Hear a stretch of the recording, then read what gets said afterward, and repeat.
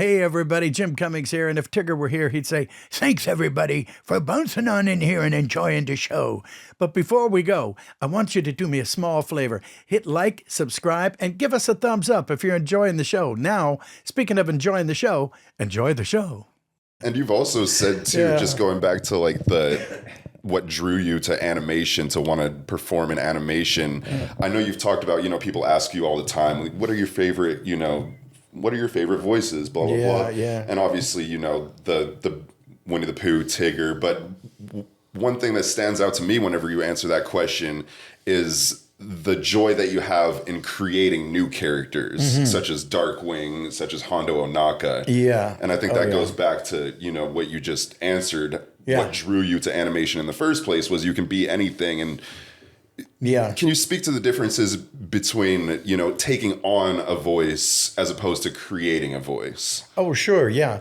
Well, when you're assuming a voice that's already been out there, like Winnie the Pooh or Tigger, the trick is you got to sound like that character right off the bat. Like, even if if you drop something on their toe and they say, ouch, it has to sound like Winnie the Pooh saying, ouch, or Tigger saying, ouch. So that's job one. And the difference between that and the other is that, like say Darkwing or Hondo Ohnaka, there is no sound. You haven't got anything to go on. But if you see the picture, that gives me and anybody, I would think, a certain inspiration. Does that feel more freeing? It feels better. Yeah, I like it. Yeah. Yeah, because although you're going to end up embellishing the character, be it Pooh or Tigger or Taz, you're going to end up adding some of your own stuff in there because,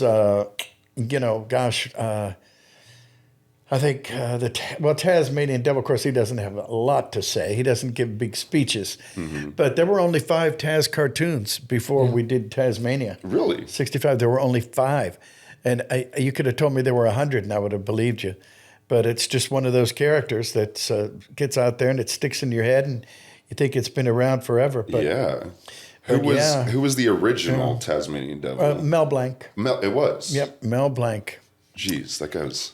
Yeah, the guy was like everywhere. He was the Beatles of cartoon character voices, right? Wait, I never because Mel Blanc was the person who you always tell the story about your dad, right? Yeah. I never drew this connection before. This is giving me the chills. Wait, so then you took over for Tasmanian Devil after Mel Blanc. What was the conversation with your dad like? Oh. Did you say, hey, Dad, he died a long time ago, but I think he knew that before you got that job? No, actually not. But it was Chuck McCann, who was a great venerable actor, character actor. He had occasion to meet my dad once when I flew him out to California, and we did a Chippendales Rescue Rangers. That's what it was. And he said, well, this Chuck McCann guy, he's pretty cool. I said, he's in everything. He was in Gunsmoke. He was in, and he's a character actor. You've seen him 100 times. And it was like my dad was finally impressed with me, because I got to hang out with Chuck McCann. And Chuck was very, very kind. He goes, that kid of yours is really good. He's really something. And he goes, yeah, well, I always knew he would be. And, it was like, no, you didn't, yeah, but what are you going to do for a living? No, I'm going to do that. Oh, okay. But it worked out. And then I bought him a car and it was okay. Oh, man. When your family first started seeing you on TV, what did that feel like? Well, unfortunately, my dad never saw because he passed away. Oh, sorry to hear that. In 1975, 3 months later, I got my first television appearance, New Avengers. And my mom said, oh, your dad been so proud. I said, yeah, Mom. Dad said, at least the black sheep did something. He said, don't be silly. Yeah. That's kind of me too. And don't be silly, my mom said to me. And my dad used to ask me, when I'm going to see you on TV, when I'm going to see you on TV. So there you go, Dad. There you go. Well, yeah. Dang. That must have felt good, though. Oh, yeah, it did, and just because he passed away. But I'm sure he's watching. Oh, yeah. Yes, he is. So. Well, God bless him. That's a wonderful thing. Yeah. Yeah. And did I ask you, where were you born? I was born in Nairobi, Kenya, in Africa. Nairobi, Kenya? Yeah. And, I can't believe it, but I've been there. Yes, Kenya. Yeah. Kenya. So I was born in Kenya. Parents from India. And I was like 15, 16 years old when my dad spent a lot of money on me to make me grow taller. I was like 3'8". What, if you don't, what is the actual like condition that you have? Like, what is? I don't know, but I got no idea. People have been asking. It's called the glands didn't grow, but to make me taller. I was 3'8" when I took the treatment, and I grew up to be 4'4". And how old were you at that time? I was about 8 or 9 years old. 8, 9 years old. I did it like for 8 years. And I said to my dad, "Dad, you've done so much for me. I feel if I'm 6'5". Wow. And I do, and he said, "Give me a hug." I did, and tears in it. He said, "Off you go to London for further education." Like I said, studying accounting, I drifted into this business. So height for me is a material, in my opinion. What I lack, I gain in other ways. Oh, yeah. Yeah. Absolutely. So I'm not crazy about basketball anyway. neither can I, neither do I. I mean, I could have been a good basketball player, but talking about basketball, I've written a commercial regarding that as well. But, I thought you were going to say jockey, because I could see you winning the Kentucky Derby. Listen, I said people were asking me to do the jockey, but I said, no, I'm jockeying for the position, but it's okay. Yeah, jockey, yeah. So I know, because you need a bigger wrist. You don't, you got to be very strong. I never thought of that. Yeah. It is, I mean, look, the horses are, first of all, I don't like horses. Oh, you're not crazy about them? No, I'm not. Yeah. So you got to love the horses. If you don't, they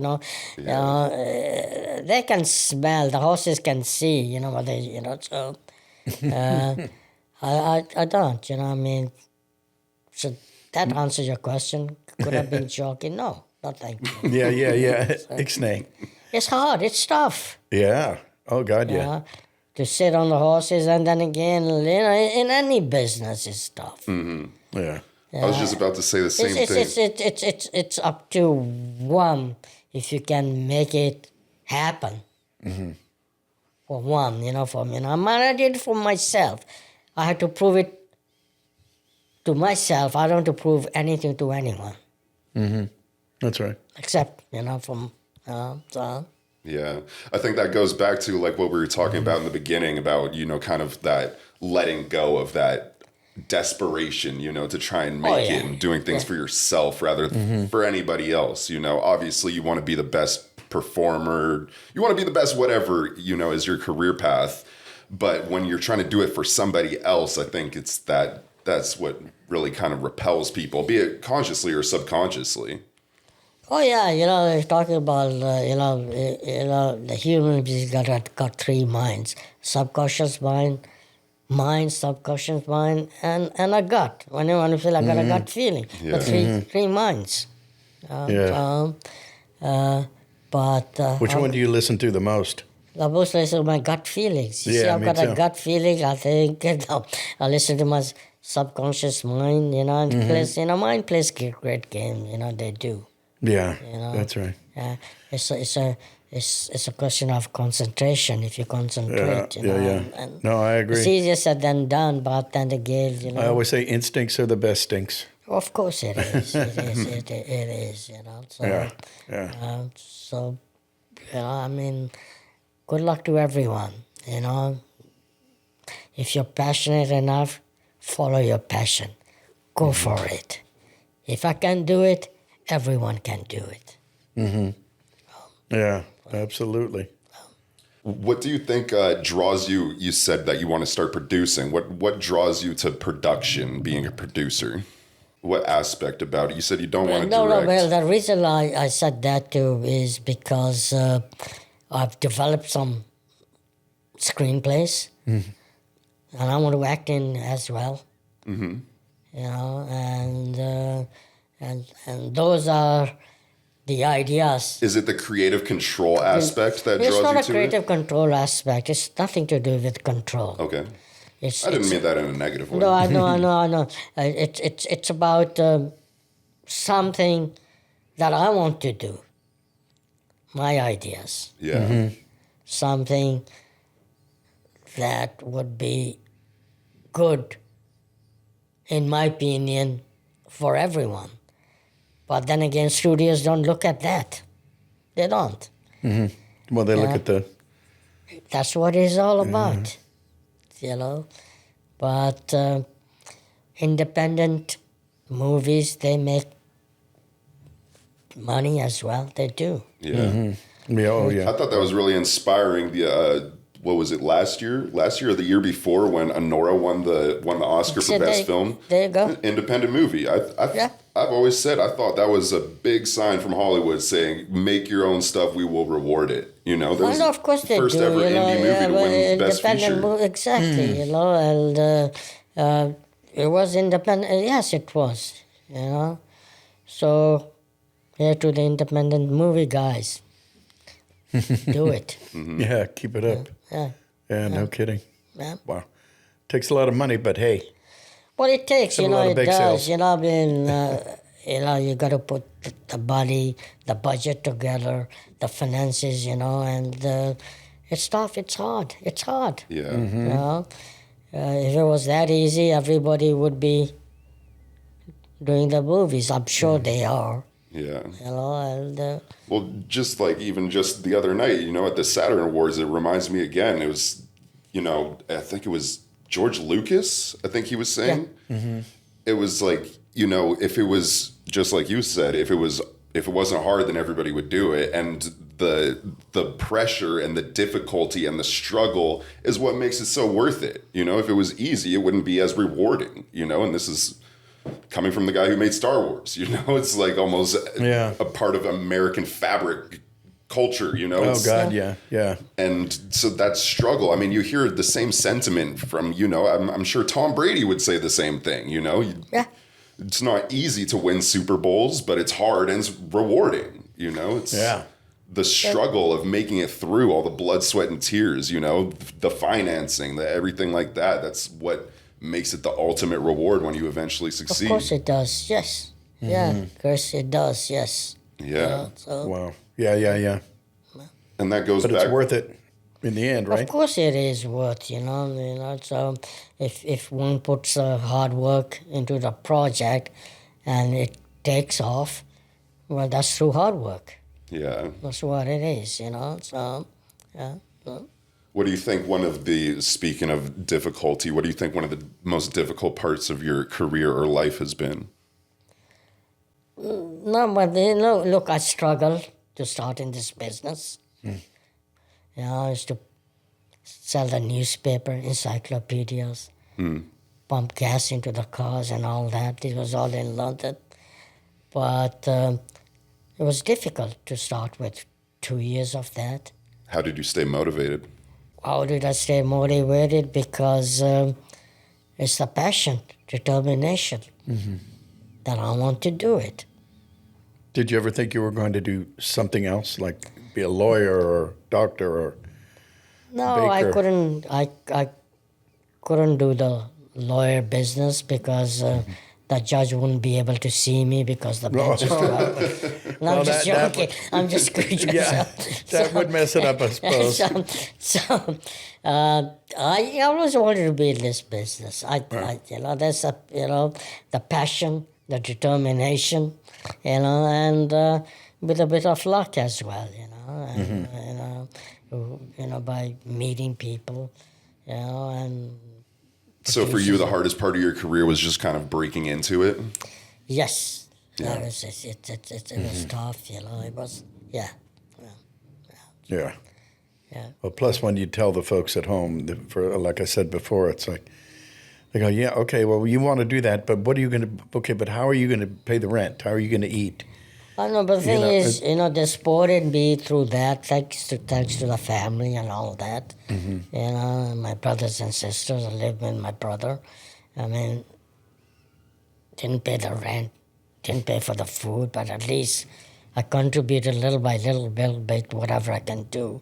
That's what the reason, gas and encyclopedias and all that, you know. You go and sell encyclopedia and they get slammed the door. You know? Yeah, good. You sold those too? Yeah, I did, yes. Yeah, I did that too. Door to door, you go there, you go, yeah. For 2 Another weeks. guy, what are you trying to sell? It's like, oh, boom. Yeah. Yeah, so, Yeah. so. I got a lot of slam doors, yeah. So- That's a hard gig. Oh, it is, you know. Like I It's said, tough. 2 weeks and I couldn't do it. I was like, okay, nope. It's tough. I'd rather starve. Well, listen, I did for a month. You did 2 weeks, I did for a month. Oh, yeah, see, that explains it. Yes, it is. It's tough out. It is, you know. But you know, where there's a will, there's a way, and one can do. You know, it's about what one wants to do. Yeah.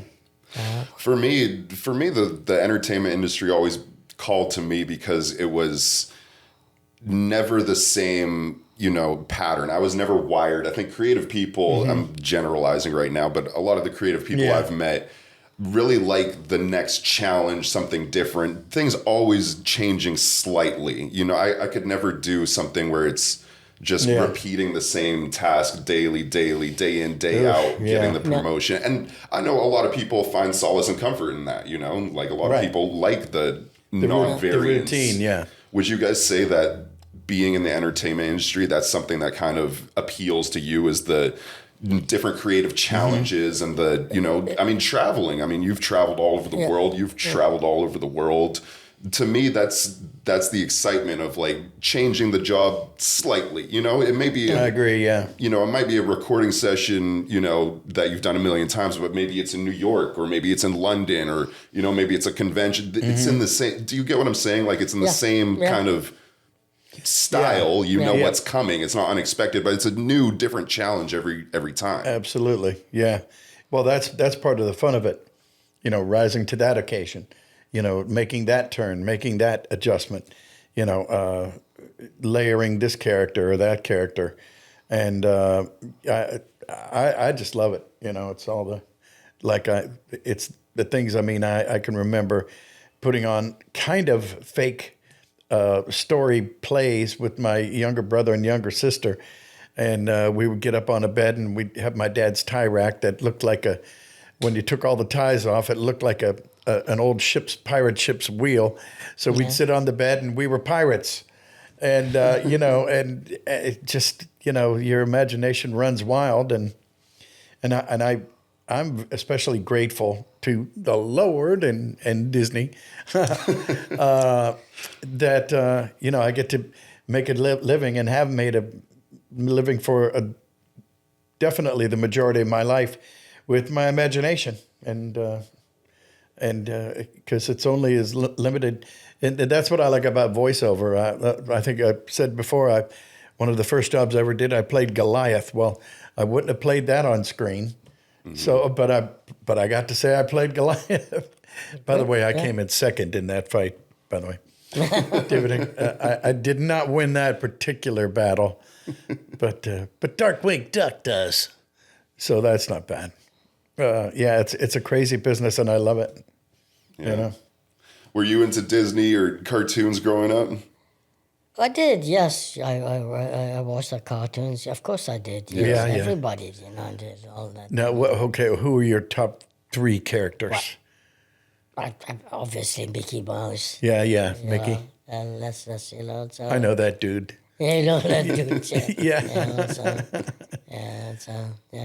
Yeah, A big Disney guy. Disney guy, yeah. Yeah. So you said you were born in Kenya. Did you grow up there? How long did you live there before you eventually? I was 16 years old when I moved to yeah. Oh wow. Dang. So did you guys get this access to the same cartoons that we had? Surely there was some differences. Yes, no, the same. Same? Yeah. Yeah. Yeah, wow. Yeah. Well, that's true. I don't think Kenya and Nairobi, there's probably not a lot of local animation houses there. No. At all. No. And forgive my ignorance, so what language do you speak? I speak my own language, which is Punjabi, but I speak the African language, which was Swahili. Oh, okay. And I think I've forgotten, but I remember a little bit, But that's the language that you grew up speaking in school English, and everything? English, my language, and Swahili. My dad was fluent in all three of them, and well, so was I, but, I've forgotten a bit of Swahili. Yeah. I can remember Moja Bili Tatu, 1, 2, 3, Moja Bili Tatu. And the rest I've forgotten. I used to, Yeah. So, Wow. or Habari Yako, how are you? Missouri Sana, thank you, so. Yeah, Wow. that's fascinating. That's about my Swahili goes that far, so. Yeah, so. Sounds very poetic. That's interesting to me that you forgot the language that you grew up speaking. I have, but the thing is, it was the Swahili, the African language, because when you were there, you listened, and sooner or later, course, yeah. and so. But I haven't forgotten my language. I haven't forgotten English. Yeah. At least I've got two. Yeah. So, We were just talking about this the other day. Do you ever have dreams in a different language?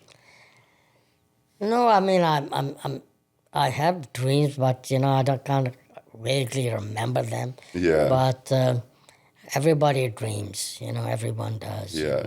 I just remember when I was a teenager, I lived, it was like a 3-week study program in Costa Rica.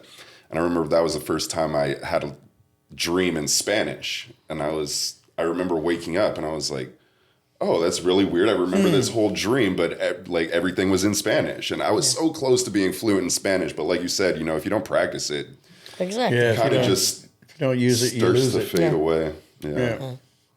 Yeah. Like everything. Yep. Do you play any instruments or anything? Are you musical? No, I'm not. No. I wish I could, but I haven't been, no. Yeah. No. Yeah.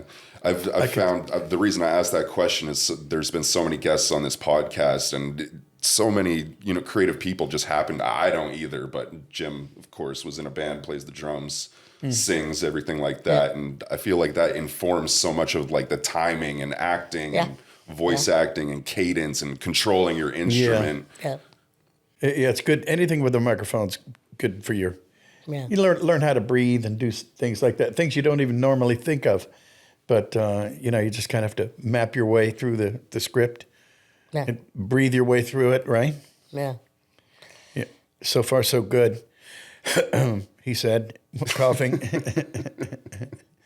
So, do you have anything that we should know about coming up? Anything bodacious, near bodacious? Well, we'll see. My manager's been telling me there's going to be a big Paramount movie that's going to be happening. Let's see if that happens, since Paramount took over Warner Brothers. Who knows? But I'm sure it'll happen. Yeah. I love your attitude of if it happens, it happens. Of course I'm sure it will. Yeah. It's been in the works since last year, and let's see. Would you consider yourself lucky? Yeah. Luck. Definitely What's a not. luck? Yeah. I'll tell. Do you want to hear my definition of luck? Sure. My definition of luck, I didn't come up with this, but it's something I've always held true, is being lucky is being prepared for the moment. Luck doesn't strike people who are not prepared, in my opinion. Even if it's something as simple as winning the lottery, you bought that ticket. You were prepared for the moment. Nobody wins the lottery without getting their ticket. Buying that ticket, yeah. You don't get an audition without, being I know prepared for that role. I know, but since you asked me, am I lucky? I said to you, yes. The reason I said I'm lucky because I see another day to live. Yeah. Yeah. Yeah. Yeah. That's luck for me. Yeah. And also, But the luck is, even if you with luck doesn't, luck doesn't pay bills. no. You got that right. Yeah. Only if you're lucky. Exactly. So one has to work. Yes. One has to. Exactly. You have to be prepared. Yeah. So luck, you can do different ways. You asked me, am I lucky? I said, yes, I am. Mm-hmm. I'm lucky because I'm healthy. Mm-hmm. Absolutely, yeah. I'm lucky as just to see another day to live. Yeah. I'm lucky that I've got a family and the friends that I associate with. So luck can be interpreted in so many ways. Of course. Yeah. So Yeah, yes, I am. Yeah. That's a great philosophy. You're a very positive person. I think Beautiful thing. being positive is good for one's mind and body. Why think negative when can you be positive? Well, I had one of our priests back at Ursuline High School in Youngstown said that, oh God, how did he put it? There's no such thing as luck, but you have to be prepared you make your own luck. And a lot of it is just being prepared for the moment. Yeah. And, you can carve your own luck out of that rock or whatever, different strokes for different folks, right? Yeah, It depends on how you look at it. it is, Yeah. But yes, of course I am, Chris, very lucky. Mm-hmm. And very, very, very blessed Very much so. with the family, the friends, and everyone. Yeah. Yeah, that's a great message because a lot of the times we can get so caught up in material things, possessions and status and whatever it may be. It's really refreshing to hear, the focus on just, like you said, being lucky to have friends, family, blessed opportunities. I feel very lucky and blessed as well. Even this job, this podcast job has been a huge blessing for me to meet and talk to so many legendary people, to sit here and call Jim my friend. It's been a great journey. Beautiful thing, yeah. I agree. Well, I'll take that luck anytime. Thanks, guys, for having me. Wait, we need to hear. Tell us one insider edition Hollywood story. I know you have a good one. That the fans will love. Give us some nitty gritty. Some inside. I'm putting squish. you on the spot here. I know you have one. I mean, inside Hollywood, I don't. I'd rather not. Oh, come on, TV.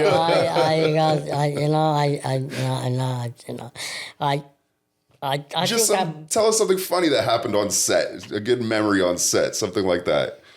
Well, a lot of things that happens on the sets they do, and bygones are bygones, and the future is bright. So let's look, and let's. I tried for everybody out there. That's way too cheery. That's way too optimistic.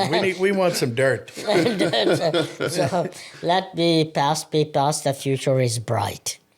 That's the reason I'm not wearing sunglasses. No, that's the reason I am. Same reason. The future is bright. You got to wear the sunglasses. Future's so bright, I got to wear shades. Well, thank you so much for being here. Really appreciate it. Is there anything you want to promote? Social media, anything like that, where people can keep up with you? Conventions, anything? I don't want to promote anything. The reason I don't want to promote is because I've got nothing to promote. Well, what about a bucket list? Do you have any bucket list things you want to get done before all is said and done? Before anything you want to do? Like my own projects. That's what it is. And last but not least, I've already produced one movie. It's the editing. Let's see how that. Nice. So let's see how. So we can look forward to seeing that. Yeah, it's a small budget thing. My first one, trying to help my friend out. Yeah. She wrote it. She directed it, she produced it, and I'm part of it, and let's see what happens. Yeah, yeah. Let's see what happens. That's a new beginning. Right on. Sounds good to me. What's the name of it? Can you say? It's called String. Strength? String, String, String. Oh, string. String. Oh. Yeah, String. Okay. It's like it's all female director, and it's like a revenge. The female, what they went through the life, and they want to have a revenge. Yeah. So. Well, that's great. That's great to hear that it's directed by a woman too. We were just, like I said once again, the Saturn Awards the other night. It was just really impactful for me. And James Cameron won an award for directing or something, whatever. He wins everything. And he said something that I didn't realize before. Since at the time, I forget her name. I'm sorry. I just heard it for the first time the other day. But when the first woman won the Oscar for Best Director. At the time that she won, 17% of directors were female. Yeah.